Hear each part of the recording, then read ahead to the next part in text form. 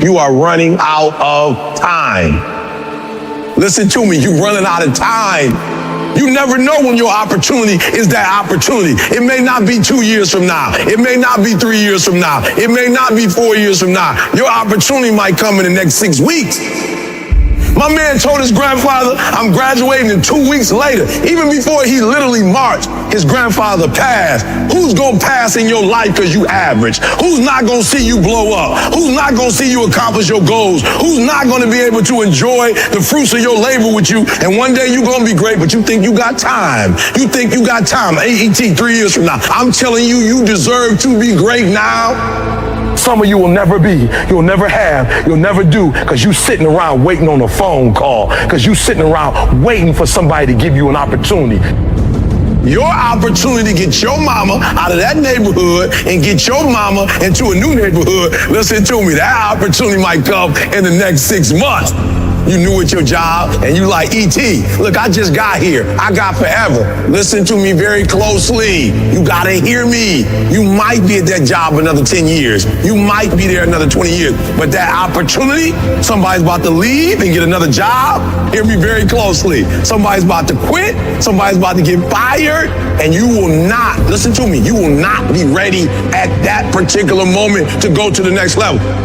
Question is, will you be ready when that opportunity comes? So you're running out of time. There's a certain determination. There's a certain level of resiliency, a bounce back, a get back up that you have to reach certain levels of success.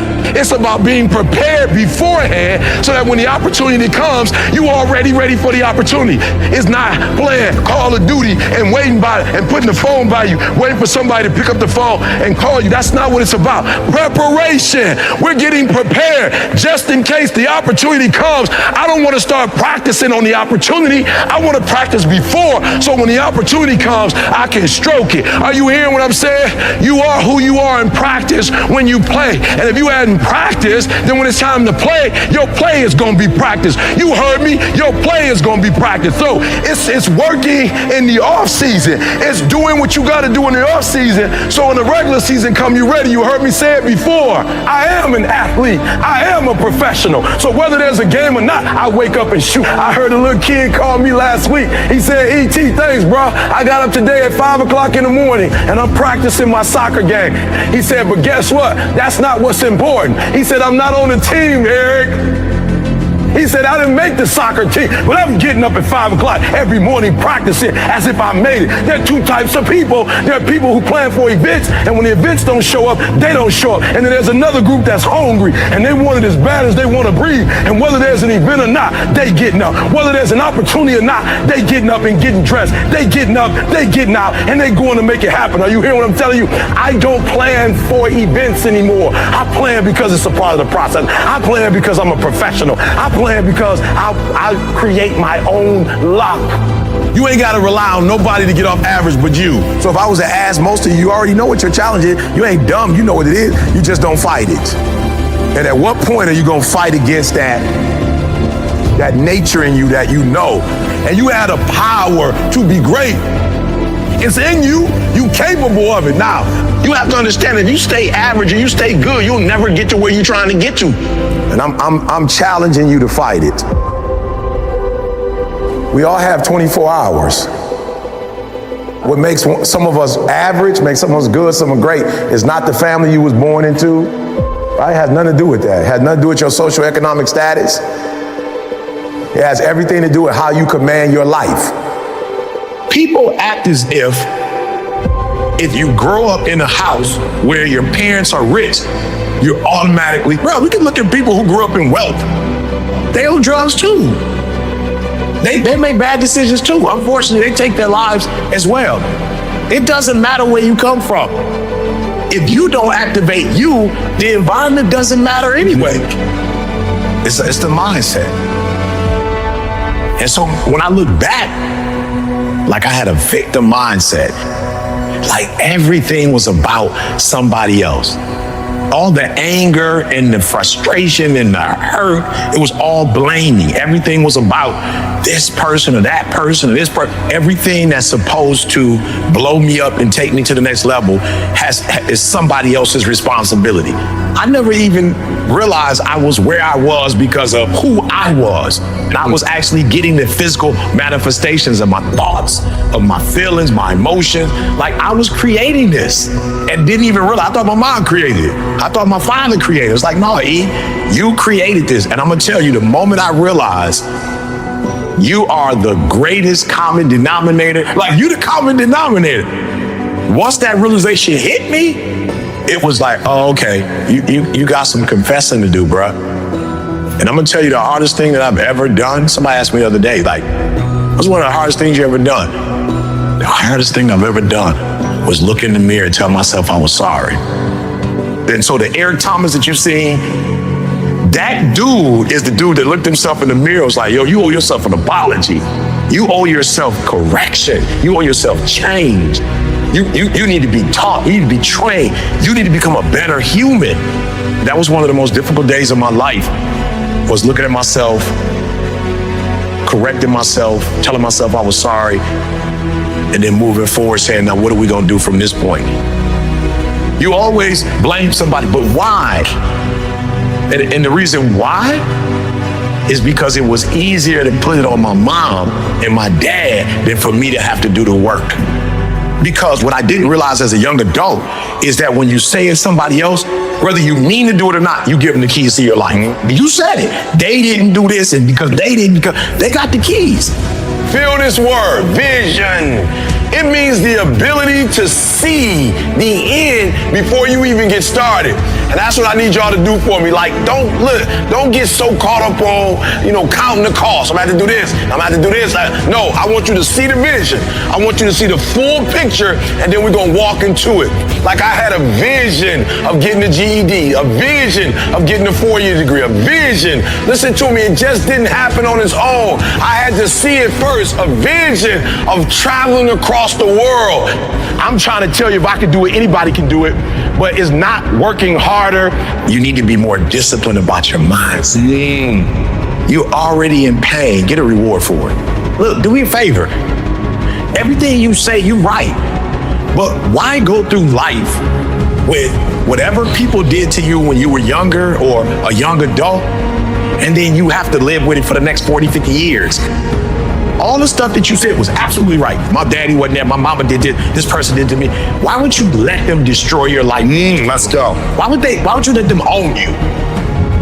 Why would you allow that thing they did to hurt you now define the rest of your life? Yeah. It's like, no, I was in pain. It's real.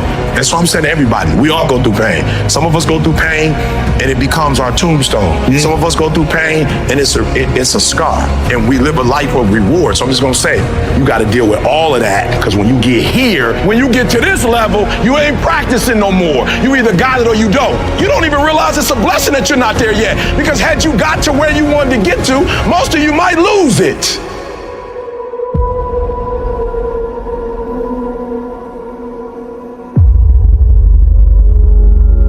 They looked at the most successful men and women of the world, and they found that they had like 7, 8 things in common.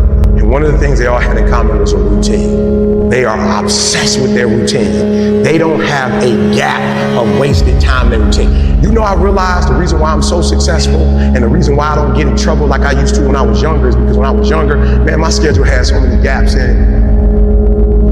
The devil had like, okay, he might pray at 6, but my man is watching TV. He playing video games by 8:30. It's not that I'm sweeter than nobody. The devil can't get to me because all my time is taken up, and by the time he get to me, I'm asleep. I'm too asleep to sin. I'm just being real. 8:30, he like, Eric, you should. I'm like, bro, I'm tired. Come back to me tomorrow. You know what I'm saying? Like, tempt me tomorrow, bro. I'm about to go to sleep. I'm good. My body said, all you gotta do is put your shoes on. That's the hardest thing you gotta do. Just put your shoes on and I'll do the rest. I can't put your shoes on for you, but put your shoes on and then just go. And I just went, and I was walking I do the 11 incline, boy, and I was just walking for an hour, and I was just like, you know what, it's almost an hour. I don't feel like running. My body was like, don't worry about it. We'll get to that when we get to it. I did my hour, I was about to get off. My body was like, you know we run now. I said, what? We run now, let's go. You ain't tired? I said, I am tired. No, you're not, you just walked for an hour. You're not tired, Eric. Your brain is telling you some dumb stuff. If you were tired, you wouldn't have been able to walk for an hour. Okay, so let's do this. Just run for 2 minutes. I'm trying to help somebody right now go to a whole other level.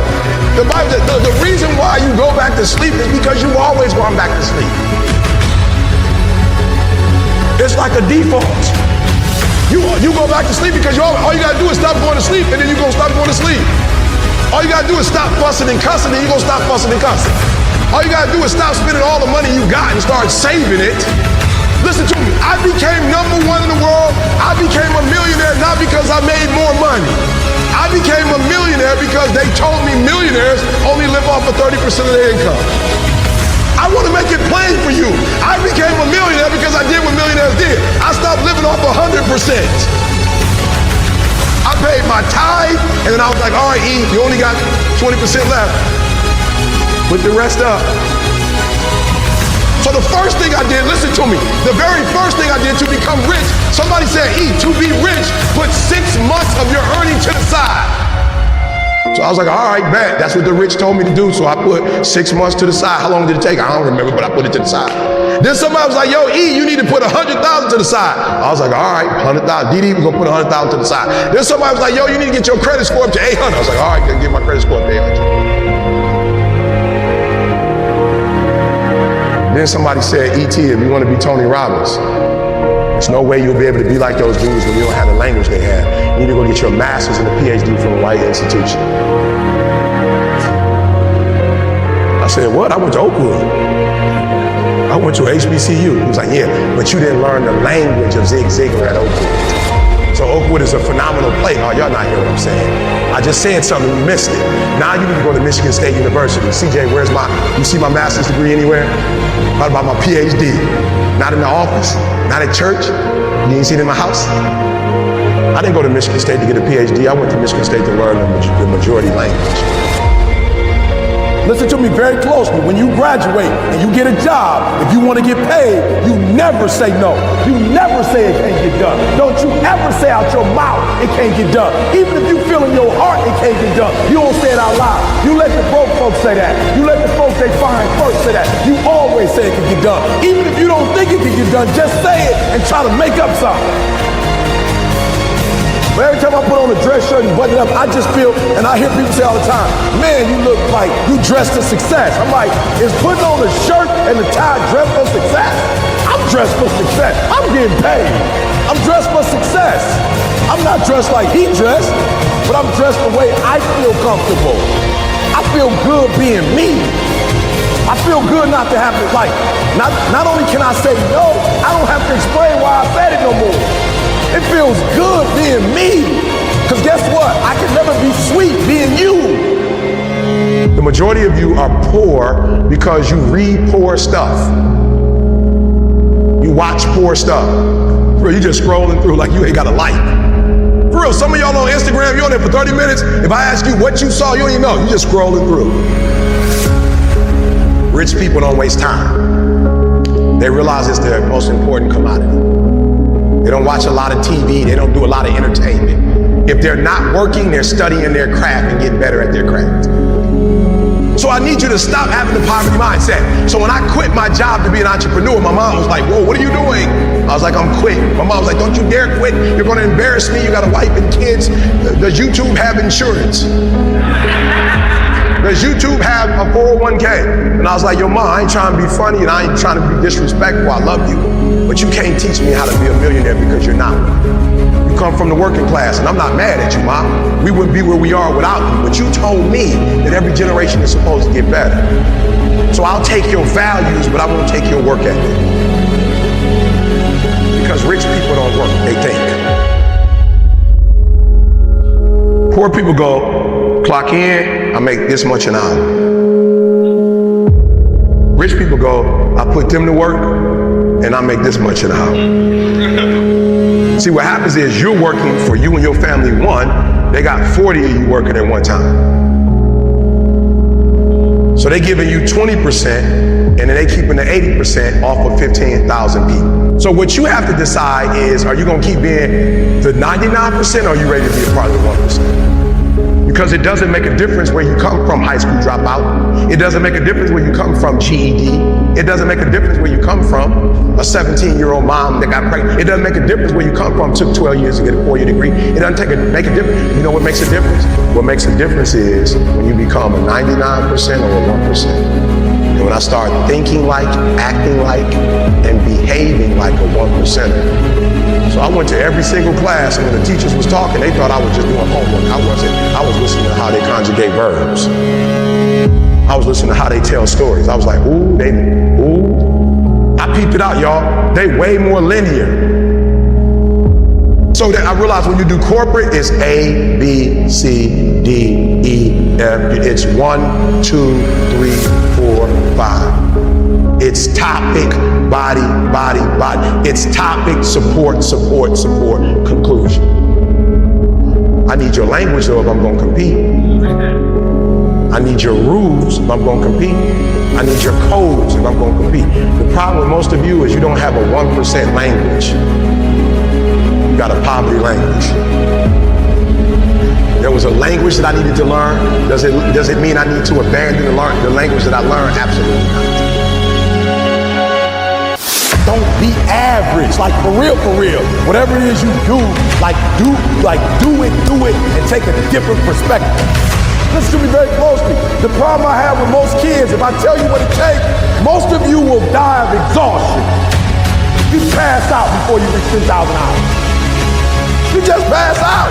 You don't got the heart for it. You don't have the stamina for it. You couldn't take what it really takes. Just for those of you who don't know, when they came from Africa and were enslaved, they didn't move them to San Diego. They wasn't doing San Diego. I just want to give you some perspective. They were in Mississippi, Alabama. It was smoking hot, and they didn't quit and they didn't give up because they said, we're going to get through this for the next generation. Come on. Our Latino brothers and sisters who were migrant workers, they in the heat. There wasn't no AC. And the stuff that y'all complain about, the stuff that y'all think is like, oh,